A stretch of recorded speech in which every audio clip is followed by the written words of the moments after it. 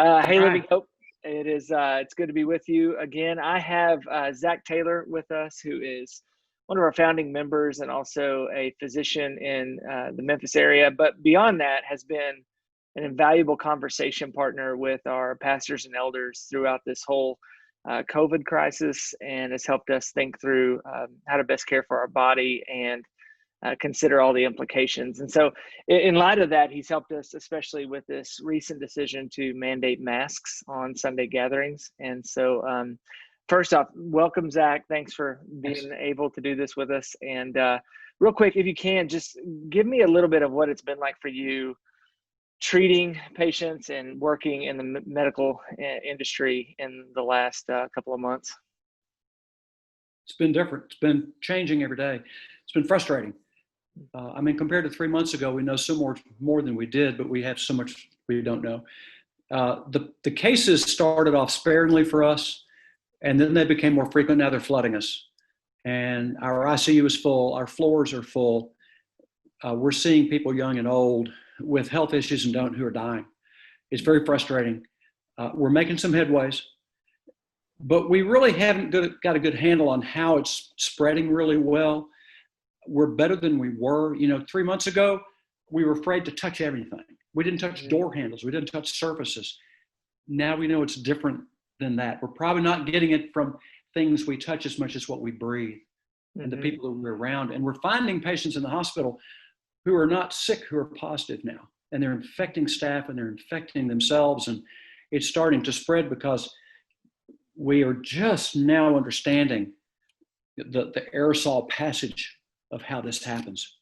Yeah, you've been helpful for me in that regard as we've talked about why masks are important. So what have y'all learned about that in terms of transmission and how it relates to masks?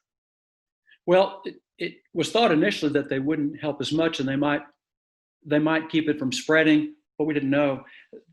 They've done some super studies. Take everything we knew 2 and 3 months ago and just throw it away. It means nothing. And in the beginning, there was such a worry that we didn't have enough N95s or surgical masks that it was a waste of time. Now, what we know is that it's the spray, it's the aerosol, it's the mist that comes out of us. And all you have to do is stand behind someone and watch them speak in a light. And every time there's a consonant, you'll see spray. And that's largely droplets. And within 5 or 6 feet, it becomes very small. It evaporates into microparticles. And these mists, and there have been elaborate studies, will hang in the air for up to 3 and 4 hours. And that's what people are walking through. And that's what the mask prevents. It prevents the initial droplet from getting out. Not everything.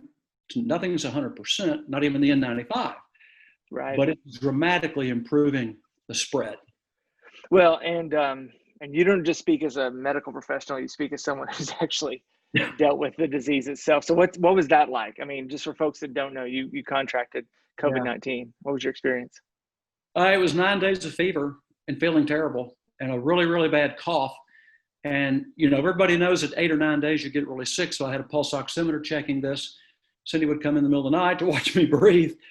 And there was some fear that I could deteriorate. I got sick, I coughed a lot, but I got better after about a week and a half. What was interesting is how did I get it? Because I've been using the PPEs, I've been doing everything with the gloves. And we think we traced back, it was a patient who became ill after I did, or they found that. And I was seeing this patient every day. I wore a mask, she didn't.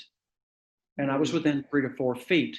And I'm wearing PPEs, pretty sure her lack of a mask penetrated whatever I had. And that's where the mask helped. It's the sick person who is not infecting others that needs to wear the mask. It does help to wear one on the receiving end too, but we're pretty sure. And this poor lady came in for an elective surgical procedure. She ended up dying. Yeah. Well, as we've conversed about this, one of the things that you mentioned that was helpful to me in thinking about this as it pertains to our church, because I know you've served multiple times as an elder. You love Living Hope. It was born in your living room.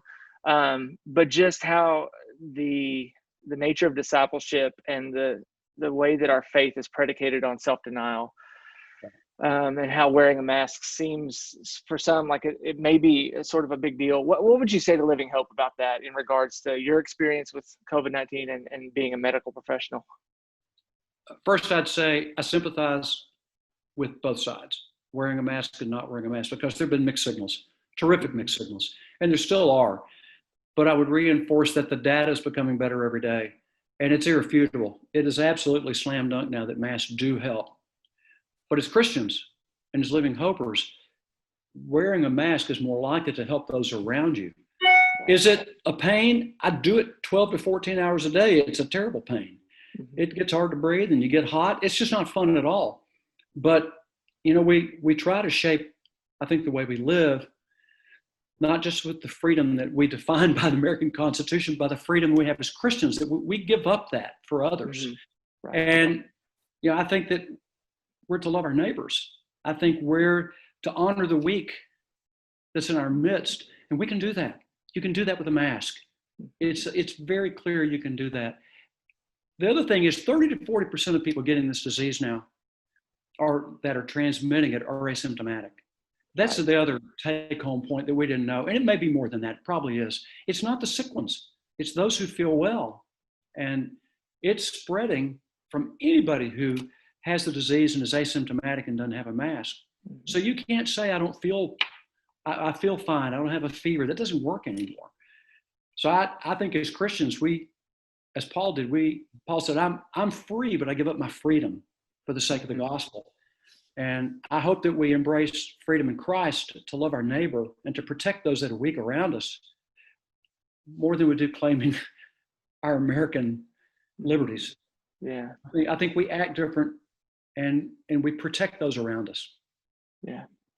Well, Zack, thanks so much for your time, man. I know you've had a long day at the hospital, and I'm so grateful for you to give at least your voice to our church as we consider all these things and try to move forward in a way that represents the gospel and loves our neighbors. So I appreciate you, brother. Thanks for all you and the elders are doing. We really appreciate you guys. Thanks, man.